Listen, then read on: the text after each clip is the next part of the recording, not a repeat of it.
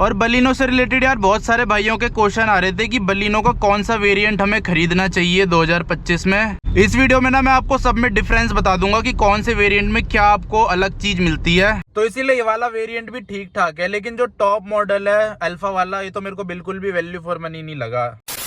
तो स्वागत है आप सभी का एक और नए दिन में। अभी टाइम हो रहा है, कितना टाइम हो रहा है, दोपहर के 5 बज रहे हैं, शाम के 5 बज रहे हैं। और आज बड़े दिनों बाद बलिनो लेके आ रखा था यहाँ पे पीवीआर में। यहाँ पे पिज़्ज़ा खा लिया हमने, अब निकलते हैं आगे की तरफ। और यार इसको चलाने में तो अलग ही मज़ा आ जाता है। वैसे नीची सी गाड़ी है ये, बहुत दिनों बाद चला रहा हूँ तो ज़्यादा ही नीची लग रही है। नहीं तो डेली चलाने लग गया था ना, तब सही लगने लग गई थी, पर आज तो बहुत नीची लग रही है। और बलिनो से रिलेटेड यार बहुत सारे भाइयों के क्वेश्चन आ रहे थे कि बलिनो का कौन सा वेरिएंट हमें खरीदना चाहिए 2025 में। तो जो ये वाली बलिनो है ना, ये बेस मॉडल से एक ऊपर है, सेकंड बेस मॉडल बोल सकते हो आप इसे, जिसका नाम है डेल्टा वेरिएंट। सबसे बेस जो होता है वो सिग्मा होता है, उसके बाद आता है डेल्टा, फिर जेटा, और सबसे जो टॉप मॉडल होता है वो होता है अल्फा। तो कुछ इस तरह के मॉडल्स आते हैं इसमें। इस वीडियो में ना मैं आपको सब में डिफरेंस बता दूंगा कि कौन से वेरिएंट में क्या आपको अलग चीज मिलती है। तो स्टार्ट करते हैं बेस मॉडल से। बेस मॉडल में तो यार आपको कुछ भी नहीं मिलता। उसमें ये आपको म्यूजिक सिस्टम भी नहीं मिलता, स्टीयरिंग में कंट्रोल्स भी नहीं मिलते, और जो ये मिरर है ये भी इंटरनली एडजस्टेबल नहीं मिलते। ऊपर से जो ये मिरर है ना, इनमें इंडिकेटर भी नहीं होता, आपको साइड फेंडर में इंडिकेटर मिलता है। और मेरे ख्याल से बेस मॉडल में आपको व्हील कैप भी नहीं मिलते। मतलब एकदम खाली सी गाड़ी मिलती है जिसमें आप बाहर से चीज़ें लगवा सकते हो, स्पीकर कुछ भी नहीं मिलता। मतलब एकदम ही बेस मॉडल होता है वो। जैसे कई कंपनियों के बेस मॉडल भी ऐसे होते हैं ना, उसमें थोड़ी बहुत चीज़ें, ज़रूरत की चीज़ें आपको मिल जाती है, म्यूज़िक सिस्टम वगैरह। लेकिन बलिनो का जो बेस मॉडल है उसमें आपको कुछ भी नहीं मिलता, एकदम खोखली कार मिलती है। उसके बाद जो अगला वेरिएंट इसका आता है वो आता है डेल्टा, जिसमें कि मैं अभी बैठ रखा हूँ। और ये ना सबसे ज़्यादा वैल्यू फॉर मनी वेरिएंट लगता है मेरे को बलिनो का, क्योंकि इसमें आपको ज़रूरत की सारी चीज़ें मिल जाती है। अगर आप आफ्टर मार्केट काम ना भी कराओ ना, तब भी आपका काम चल जाएगा आराम से बिना किसी दिक्कत के, क्योंकि उसमें म्यूज़िक सिस्टम मिल जाता है, सारी चीज़ें मिल जाती है, स्टीयरिंग पे कंट्रोल्स मिल जाते हैं म्यूज़िक सिस्टम के। क्रूज़ कंट्रोल नहीं मिलता इसमें आपको, लेकिन इंफोटेनमेंट के कंट्रोल आपको स्टीयरिंग पे मिल जाते हैं। उसके अलावा जो इसके मिरर हैं वो इंटरनली एडजस्टेबल है, आप एडजस्ट कर सकते हो, फोल्ड भी कर सकते हो अंदर से।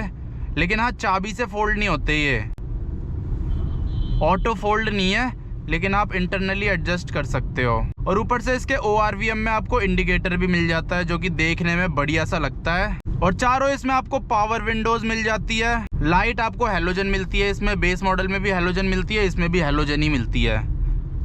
LED आपको सिर्फ टॉप मॉडल में मिलती है, जो कि है अल्फा मॉडल, उस पर ही मिलती है आपको LED। बाकी सब में आपको हेलोजन लाइट्स ही मिलती है। ये देखो यहाँ पे ईसुजू का ट्रक खड़ा हो रखा है। और हाँ यार, एक और चीज़, जो बेस मॉडल होता है ना, उसमें आपको AC भी मैनुअल मिलता है। जैसे इसमें आपको ऑटोमेटिक AC मिलता है डेल्टा वाले वेरिएंट में, लेकिन सिग्मा में आपको मैनुअल AC मिलता है, उसमें ऑटोमेटिक AC नहीं मिलता आपको।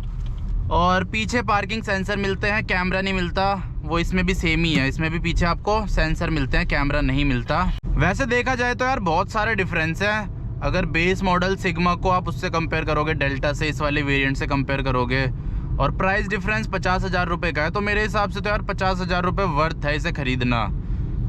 एक तो इसमें आपको ऑटोमेटिक AC मिल जाएगा, ऊपर से इंटरनली एडजस्टेबल आपको ORVMs मिल जाएंगे, और इंफोटेनमेंट सिस्टम मिल जाता है, जिसमें एप्पल कारप्ले, एंड्रॉयड ऑटो दोनों चल जाते हैं बहुत तगड़े तरीके से। बाहर से आपको कुछ भी काम नहीं करवाना पड़ेगा। स्पीकर्स भी मस्त मिल जाते हैं इसमें, आपको चारों पावर विंडोज मिल जाती है। तो सही है मेरे हिसाब से, 50,000 रुपये के हिसाब से तो वैल्यू फॉर मनी प्रोडक्ट है। मतलब बाहर से आपको छिड़वानी नहीं पड़ेगी अपनी गाड़ी। अगर आपको पसंद नहीं है ना ज़्यादातर अपनी गाड़ी को बाहर से छिड़वाना, फिर तो आपके लिए डेल्टा वाला वेरिएंट ज़्यादा बढ़िया रहेगा। और डेल्टा वेरिएंट में ना आपको छोटी मोटी चीज़ें और भी एक्स्ट्रा मिल जाती है, जैसे रियर में आपको पार्सल ट्रे मिल जाती है, डिफॉगर भी मिल जाता है। बेस मॉडल में आपको डिफॉगर भी नहीं मिलता।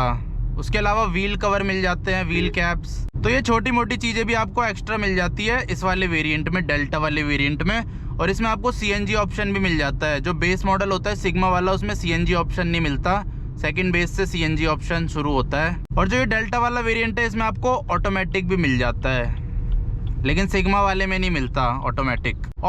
और मैनुअल में डेल्टा वाले वेरिएंट में 50,000 रुपये का ही डिफरेंस है। ये 8.5 लाख रुपए के आसपास का पड़ता है और ऑटोमेटिक आपको पड़ेगा यही सेम वेरिएंट 9 लाख रुपए का। तो बस 50,000 रुपए का डिफरेंस है।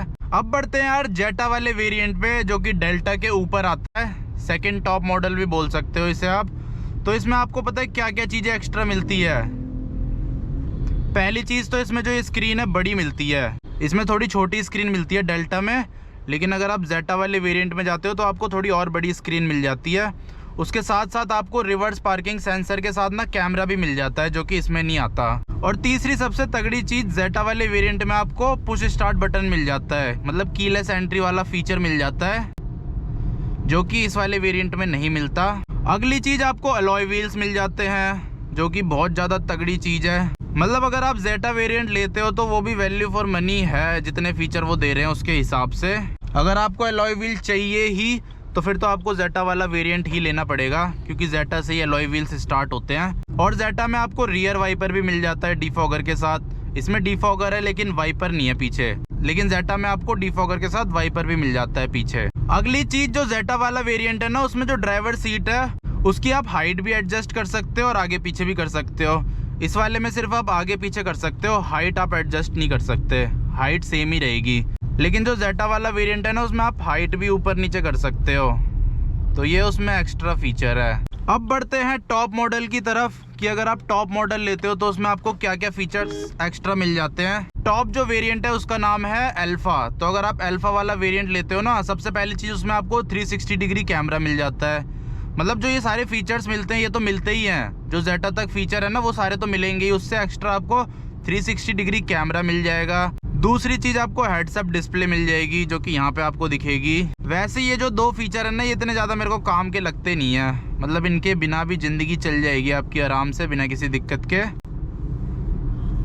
360 डिग्री कैमरे का भी क्या ही करना और हेड्स अप डिस्प्ले का भी क्या करना, ये तो बस एक्स्ट्रा फीचर है, मतलब कुछ भी डाल रखे हैं पैसे बढ़ाने के चक्कर में, टॉप मॉडल निकालने के चक्कर में। अगली चीज़ टॉप मॉडल में जो आपको एक्स्ट्रा मिलती है वो है LED लाइट्स और DRLs LED वाले।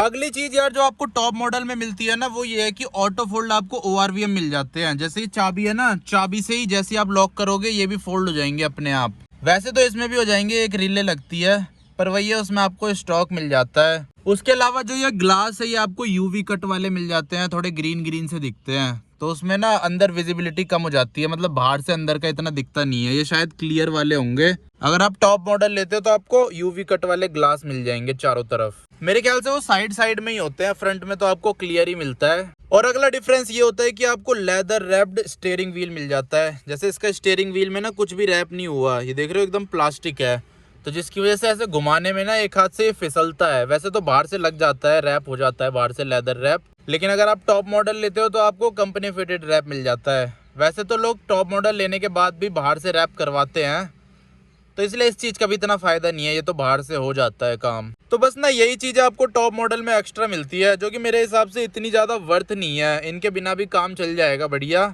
इसीलिए टॉप मॉडल लेना इतना ज़्यादा वैल्यू फॉर मनी नहीं है। तो अगर इस वीडियो के कंक्लूजन की बात करें ना, तो सिग्मा वाला वेरिएंट तो मेरे को बिल्कुल ही पसंद नहीं आया, उसे लेने का तो बिल्कुल भी कोई फ़ायदा नहीं है। डेल्टा वेरिएंट आप ले सकते हो, ये सबसे ज्यादा वैल्यू फॉर मनी प्रोडक्ट लगा मेरे को इनका। इसके बाद आता है जेटा, वो भी ठीक ठाक है, मतलब प्राइस के हिसाब से वो फीचर्स भी दे रहे हैं, जैसे अलॉय व्हील्स मिल जाता है उसमें आपको एक्स्ट्रा, पीछे वाइपर मिल जाते हैं, सीट की हाइट एडजस्टेबल मिल जाती है, और सबसे मेन चीज आपको पुश स्टार्ट बटन मिल जाता है, मतलब कीलेस एंट्री वाला सिस्टम मिल जाता है। तो इसीलिए ये वाला वेरिएंट भी ठीक ठाक है। लेकिन जो टॉप मॉडल है अल्फा वाला, ये तो मेरे को बिल्कुल भी वैल्यू फॉर मनी नहीं लगा।